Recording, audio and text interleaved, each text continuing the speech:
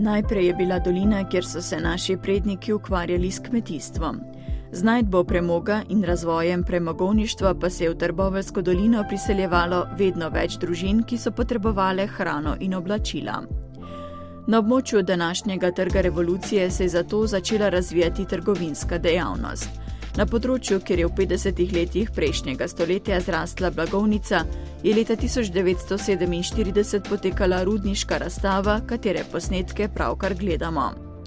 Blagovnica, ki je zrastla na tem mestu, je bila ponos Trbovelj in Trboveljčanov, ki so tedaj končno lahko kupovali v za tiste čase modernih in velikih prostorih.